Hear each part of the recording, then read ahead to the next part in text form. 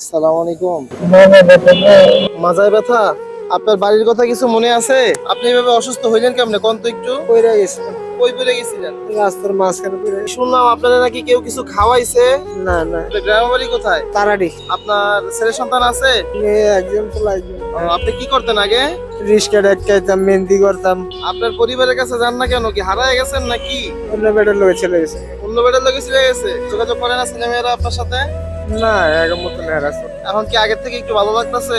আপনার কোনো কিছু লাগবে? না, এরকম অসুস্থ মানুষ আপনাদের আশেপাশে সবসময় আপনারা দেখতে পাবেন। তো এটা আমাদের মানবিক দায়িত্ব যে তাদেরকে দেখাশোনা করা, এটা আমাদের ইমানি দায়িত্ব। আমার হাতের কাছে যতটুকু সম্ভব তাকে সাহায্য সহযোগিতা করা। এইসব ধরনের লোক সাধারণ টাকা পয়সার সহযোগিতা তাদের তেমন একটা কাজে আসে না, তাই তাদের কাছে জিজ্ঞাসা করা যে কি ধরনের খাবার বা কি হলে তার আর কি ফায়দা হবে বা উপকার হবে, এই ধরনের সহযোগিতা তাদেরকে করার চেষ্টা করা। আমার মায়া লাগছে দেখে আমি ভাই রাত্রে 2টা বাজে একবার গেছি ভিক্টোরিয়া, কোনো রেসপন্সই দেয় না। ঠিক আছে, তো রেসপন্স না দেওয়ার কারণে আমরা নিজ দায়িত্বে এখন ভাই আসলে আমরা মানুষকে বুঝাতে পারি না এই ধরনের লোক যদি আমরা হাসপাতালে নিয়ে যাই সেখান থেকে আমাদের পরিপূর্ণ ট্রিটমেন্ট দেয় না ভাই। ওর নাম হলো আলিমিয়া। কারণ আলিমিয়া নাম, বয়স হলো 45। তো যদি রুগী মারা যায় এভরিথিং, প্রসব পায়খানা এভরিথিং এগুলি সব আপনার দায়িত্ব নিতে হবে। এখন আমি তো ভাই কর্মজীবী মানুষ, তা এটা তো আমার পসিবল। তো ভাই এইখানে কথা হলো যে হাসপাতালগুলো আছে, এইখানে যে রাস্তায় অসুস্থ মানসিকভাবে যে মানুষগুলো, এদের জন্য আমরা জানি যে প্রত্যেকটা সরকারি হাসপাতালে চিকিৎসা আলাদাভাবে ফ্রি চিকিৎসার ব্যবস্থা থাকে।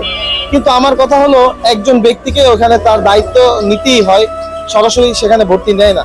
কিন্তু এইটা তো তিনি দেশের একজন নাগরিক, এটা তো অবশ্যই সরকারের দায়িত্ব নেওয়ার কথা ছিল। তো আমার অনুরোধ যে এই যে অসহায় মানুষগুলোকে হাসপাতালে নিয়ে যাওয়া হয়, যদি এইখান থেকে কিছু একটা সঠিক ট্রিটমেন্ট তারা পায়, অল্পতেই তারা সুস্থ হয়ে যেতে পারে। তো এইভাবে রাস্তায় অনেক মানুষই পড়ে থাকে যারা চিকিৎসার অভাবে রাস্তায় ধুকে ধুকে পড়ে মরে থাকে। আমি যতগুলো এইরকম সমস্যা ফেস করেছি, প্রত্যেকটা ব্যাপারই এইরকম যে তাদেরকে হাসপাতালে নিয়ে যাওয়া হয়েছে, হাসপাতালে তাকে ভর্তি নেওয়া হয় নাই। একজনের অবশ্যই রেসপন্সিবিলিটি, মানে একজনের জিম্মাদারিতে সবকিছু নিতে হয়।